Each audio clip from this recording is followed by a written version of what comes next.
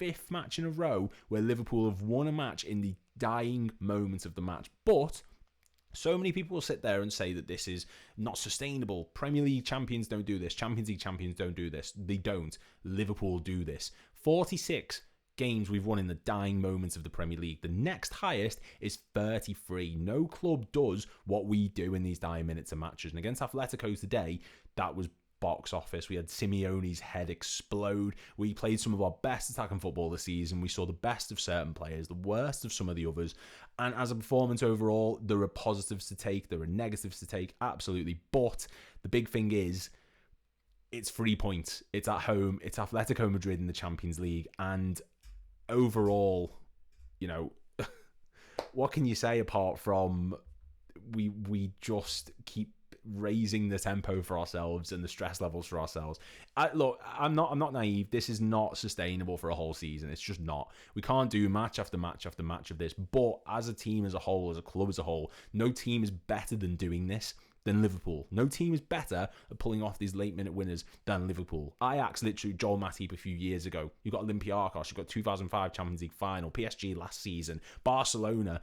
The list goes on and on and on. There's so many examples of us doing this, and I think this performance today wasn't our best that we've seen under Slot.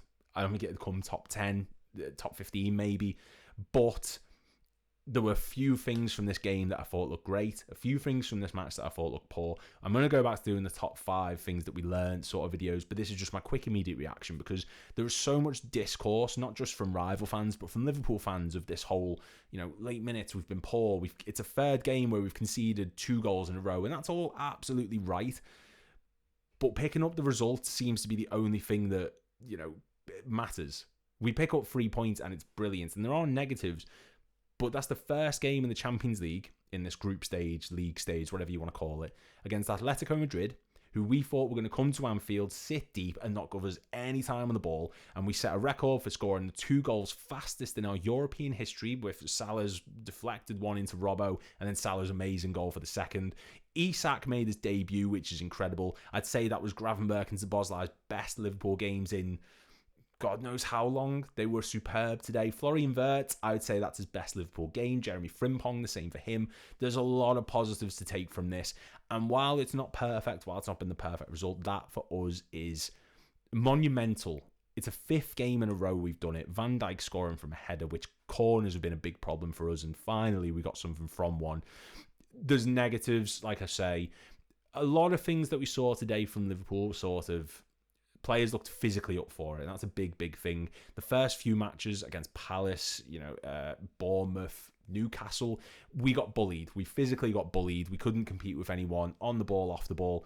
This felt very different. This felt like we were so up for this match. So Szoboszlai and Gravenberch as that midfield pivot, when one of them would push forward and the other would drop into the central position as a single pivot, that whoever was there, be it Szoboszlai or Gravenberch, they were brilliant. Gravenberch in particular, there's no midfielder on this earth right now who's better on the half turn than Gravenberch. He picks up the ball from outside his own box. He will be at the opposition's box in the matter of seconds, winning a free kick or having a shot or creating for someone. Created Salah's goal, created for Wirtz, which should have been a goal. As a midfielder, he's just so complete. And the alternate timeline in which we signed Martin Zubimendi, I think Gravenberch would have not been here this season. He wouldn't have got that number 6 role. Endo would have probably been the backup to Zubimendi. I don't think Gravenberch would still be here. He would have been played further forward like Klopp tried. It wouldn't have worked. The fact that we found him in this number 6 role and he's so patient on the ball, great at creating, so amazing at the half turn, is a joy to see. His playing in between the lines, his ability to create for others. He's tenacious, and Szoboszlai, the same could be said for him. He was superb today. His best match of the season. Say what you want about Arsenal, Newcastle at right back, but he's moved into midfield, and he's playing so well that you look at Alexis McAllister and you just think to yourself, is he going to get into this team again? Is he going to be able to dislodge Szoboszlai on this current form? Because on the ball, off the ball, going forward, tracking back, drifting out wide, creatively, defensively, there was few faults in Szoboszlai's game today. A few bits where you can look at us and think, like, one pass away, Salah, could he have played that ball sooner? Wirtz, should he have shot when he didn't? Should he have passed when he didn't? Like, there's a few moments where we aren't clicking just yet, and I think we will get there. We have to. And when Isak's on the pitch today, you could see how Wirtz's game is going to play. The way he was able to sort of not drop too deep, but he was able to play in between the lines, between the defence and midfield. He was higher up the pitch, able to create for Isak, but he was also able to drift out wide when he needed to. That is what we're going to see more of from Florian Wirtz. And when he did play deep, when he did have to drop that little bit lower, running with the ball, you couldn't get him off it. He was brilliant at points. Not what we're expecting from him long term, but as a performance as a whole, that's his best one so far. Salah, for that first half, really looked like he was back to his best. No, like there are a few players who turn up for Europe in the same vein that Salah does. He can have a bad patch of games. He will go to Europe and he will set it on fire because that's just who he is. That first goal is lucky, sure. The second one is like up there. It's just incredible what he can do. His composure on the ball. He's got 3 defenders on him. He can shrug them all off. Gravenberch's pass is controlled beautifully right into the top corner. Should have scored another one when it hit the post. Could he have scored that curler in the first half? Maybe could have done a bit better, but I thought he looked great. Few negatives from it. Gakpo, he needs to stop cutting inside. That first half, when Atletico were pushing forward, were trying to create chances after they went 2-0 down so early, that was crying out for a Rio and Gamoa to beat someone, to hug the touchline and just go out wide and create balls across the box for Isak to feed off of. Not Gakpo to just get the ball, slow it down, and try and cut inside with Robbo going overlapping, which he rarely utilised at points, Gakpo. It frustrates me how system-based he is, and that's not his fault per se, but do more with it. His shooting's off, his passing's off, his creativity's off. You've got to do more with that from Cody Gakpo perspective. It was frustrating to see at times. Going back, Van Dijk just keeps setting the standard higher and higher for himself.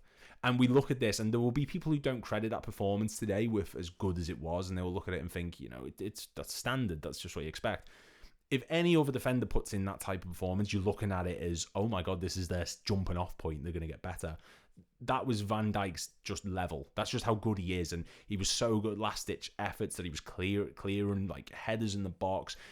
He just leads by example. Konate just looks like a different player when he's next to Van Dijk. It's incredible to see. Frimpong, remarkable going forward. Defensively, he's got the work rate that we were crying out for Trent to have for so long. Trent just half-arsed it so much of the time, especially against Man United in the end of last season at points, and you just think, what's the point in being there if you're not going to give it? Frimpong knows if he loses that ball, he's going to win that ball back. He's got that recovery pace to just completely beat anyone and go for it. So great game from him, solidifying once and for all, I think, who the starting right back is. Szoboszlai is a great option to have, but Bradley coming on didn't look up to it, didn't look physically for it, mentally didn't look for it. Yeah, he didn't look great and got beat for that second goal. I think Frimpong's asserted himself as the starting right back. If there was much doubt about it to begin with, because that was up in the air. Touched on Konate, Alisson was pretty much just what you'd expect. Substitutes, Rio didn't get to do much, but when Atletico scored that second goal, shut up shop, went deep. Rio's never going to get any joy with that, but it was good to see him get some minutes. Ekitike looked lively when he came on. Isak's performance, look, I'd be lying if I said I wasn't a bit disappointed, but I think people now just expect you sign this big striker, this big number 9, a lot of money spent on him, record transfer after we just broke our transfer a few weeks before on Wirtz, doesn't score. Everyone looks at it as disappointing, but I thought his close control was good. In moments, he had defenders all around him. He was still able to pick a shot. The link up between him and Wirtz looks like a really positive avenue going forward. That nice 1-2 where Wirtz should have shot but tried to go round Oblak.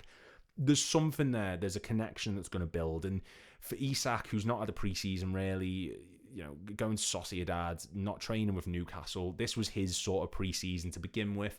Not a bad debut. It's going to get better. He was never going to play the full 90 minutes. I thought he was going to go off at half time, but it's just nice to see him on the pitch. Like, our new number 9's here, and he's playing in the Champions League for Liverpool against Atletico Madrid. Mental. Like, it does say that when you go back to just 12 months ago and your debut is Federico Chiesa against Bournemouth in the Premier League. Like, how times have changed for us this season's mental, and Liverpool keep raising the standard, keep raising the bar for what is possible in Europe, in the Premier League. We can't keep doing this because I can't handle it. I know fans can't handle it. But as a meaningful win, as to the the spirit that we show, the embodiment of Liverpool. These results are what we do as a club. It's who we are. If we got through a season without producing 1 or 2 or 3 of these brilliant, magical moments, I'd be shocked. So nothing in me is saying this is disappointing. Nothing in me is saying that this is, a performance to worry. This was, for me, our best performance. Defensively, we lapsed, yes. 1 goal should have been offside, absolutely. Second goal, Canate... No, not Canate, sorry. McAllister takes a deflection off him. What can you do about it? We were poor in the second half of the final quarter of the match. But overall, great for Liverpool. Champions League is back. That's how we've set the standard. That's the jumping off point.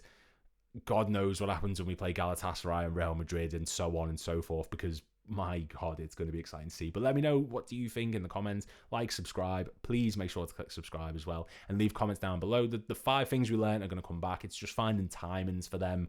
I have to write them up, get them edited. I work a full-time job, so it's hard to do at points. But let me know what you think in the comments down below. Good result, bad result. I give this a 7 out of 10. And yeah, see you all soon.